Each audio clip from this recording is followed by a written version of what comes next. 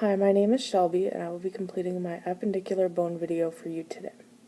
To begin, I will start with the clavicle.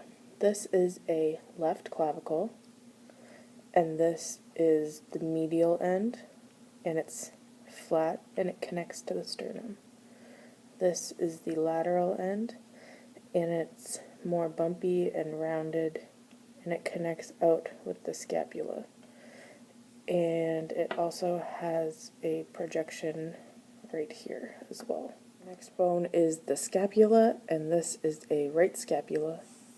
And to begin, we'll start with the inferior angle, the medial border, the infraspinous fossa, the spine, the supraspinous fossa, the superior angle, the superior border, the coracoid fossa, the acromion process, the glenoid cavity, the lateral border, the subscapular notch, the subscapular fossa.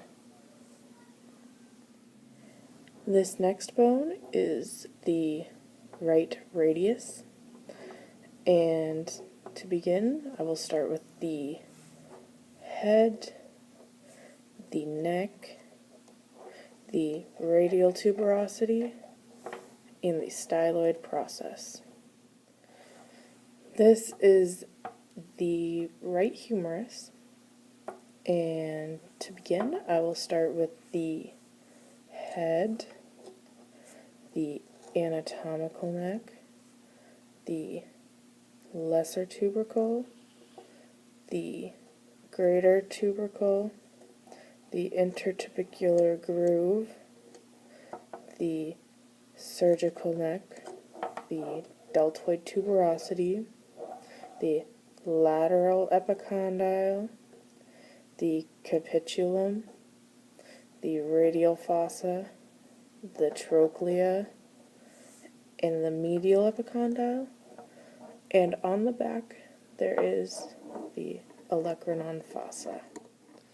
This is the right ulna, and this is the olecranon process, the trochlear notch, the coracoid process, the radial notch, the head, and the styloid process. This is the right hand, and to begin, I will start with the trapezium, trapezoid, capitate, hamate, pisiform, triquetral, lunate, and scaphoid.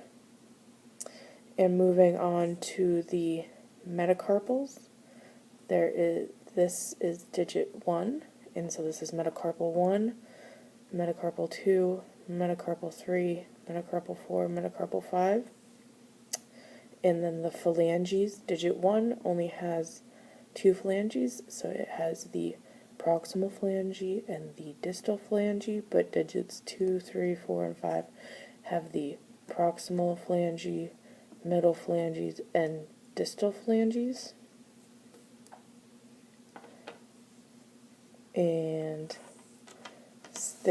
here are some loose carpals, and this is the scaphoid, and as you can see, it is the shape of an S, and that is what distinguishes it. This is the pisiform, and it is in the shape of a P. And this is the hamate bone, and it is in the shape like a hammerhead.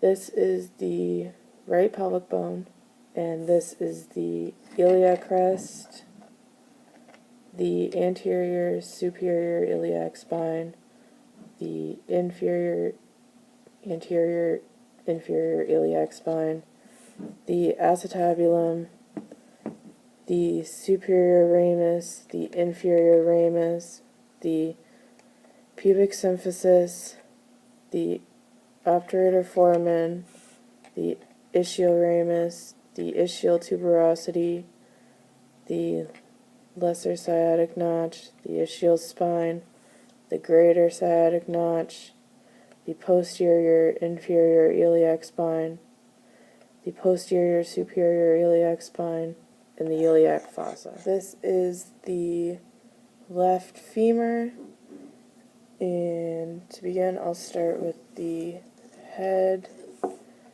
the neck, the intertrochanteric line, the greater trochanter, the lesser trochanter, the medial epicondyle, the lateral epicondyle, the patellar surface, the intertrochanteric crest is here, the gluteal tuberosity is here, the line aspera, and the medial condyle, and the lateral condyle. This is a right tibia, and this is the medial condyle, the intercondylar eminence, the lateral condyle, the tibial tuberosity, the anterior crest, and the medial malleolus. This is a right fibula, and this is the head, the neck, the shaft, and the lateral malleolus. A right foot, and the bones of the foot are the calcaneus, the talus, the navicular, the cuboid, and the cuneiforms are here. And then there are the metatarsals, which digit 1 is metatarsal 1, metatarsal 2, metatarsal 3, metatarsal 4, metatarsal 5. And then there are phalanges, which in digit 1 it is the proximal phalange and the distal phalange, and in digit 2, 3, 4, and 5 it's the proximal phalange, middle phalange, and distal phalange, and then the proximal middle distal, proximal middle distal, proximal middle distal.